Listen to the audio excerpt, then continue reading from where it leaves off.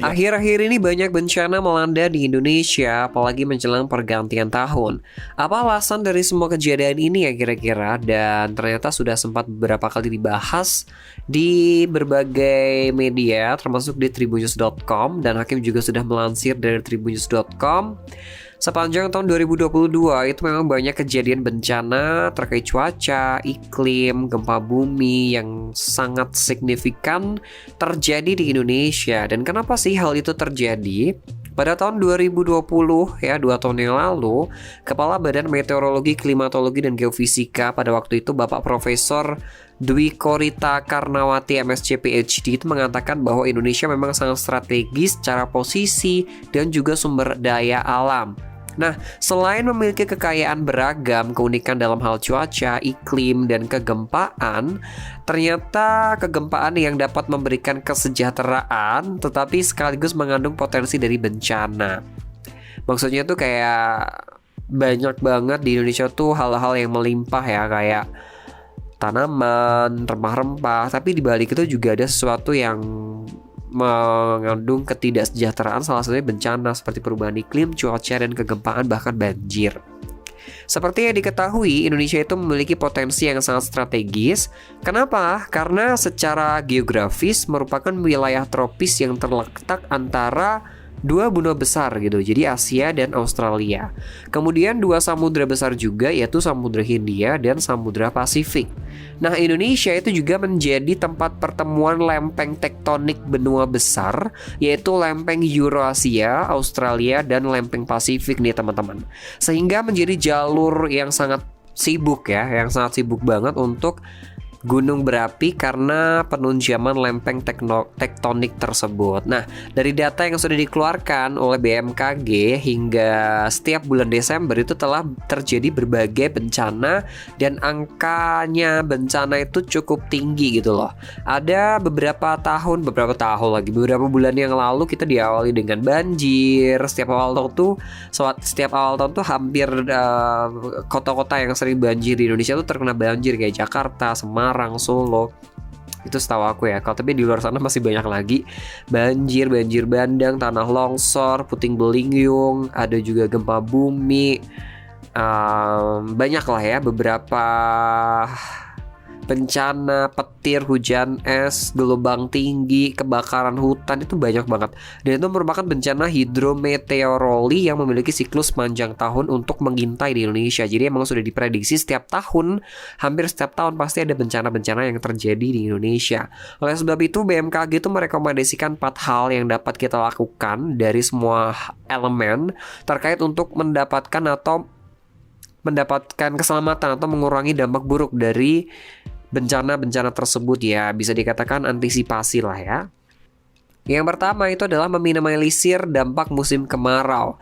Maka perlu memaksimalkan kapasitas waduk, embung, kolam, retensi, dan sistem folder untuk menyimpan cadangan-cadangan air. Nah, hal itu juga biasa dilakukan pada puncak musim hujan yang sangat panjang gitu ya di tahun 2021-2020, dan diprediksi itu ternyata pada waktu itu masih akan ada hujan lagi di bulan Februari hingga Maret, dan akhirnya juga terjadi juga tuh waktu itu. Kemudian yang kedua itu adalah perlu pemanfaat teknologi modifikasi cuaca. Karena ini harus dilakukan lebih awal untuk meningkatkan kebasahan lantai lahan gambut dan mengisi waduk dengan memperhatikan informasi cuaca dan iklim yang dikeluarkan oleh BMKG. Yang ketiga, waspada puncak musim hujan yang diprediksi terjadi pada hampir di setiap bulan Januari, Februari, Maret, terutama di Pulau Jawa, Sulawesi Tenggara, Papua yang diperkirakan memang mendapatkan hujan bulanan dengan kategori tinggi sampai sangat tinggi. Yang keempat adalah meningkatkan peran serta masyarakat di kawasan potensi kebakaran lahan hutan untuk mencegah terjadinya kebakaran hutan dan lahan, terutama pada musim kemarau bulan biasanya itu Juni, Juli, Agustus gitu ya. Hal tersebut perlu ditingkatkan melalui edukasi bersama para pihak yang berkepentingan pada pengendalian kebakaran hutan dan lahan. Nah, Kepala Bidang Informasi Gempa Bumi dan Peringatan Dini Tsunami BMKG pada tahun 2021, Bapak Daryono pun juga pernah mengatakan bahwa Berdasarkan sumber dan pembangkitnya, secara ilmiah memang tsunami itu tidak mengenal musim. Bahkan kemarin beberapa kali ada gempa di Indonesia dalam waktu yang berturut-turut, ada Cianjur, Garut, Jember, tapi alhamdulillahnya itu tidak berpotensi tsunami. Dan ternyata tsunami, gempa itu satu hal yang tidak bisa diprediksi di Indonesia kapan akan terjadi, tapi memang kalau diprediksi dalam jangka waktu yang lama itu bisa gitu. Contohnya beberapa bulan yang lalu Hakim sempat baca artikel bahwa akan ada beberapa gempa terjadi di Indonesia pada akhir tahun dan awal tahun.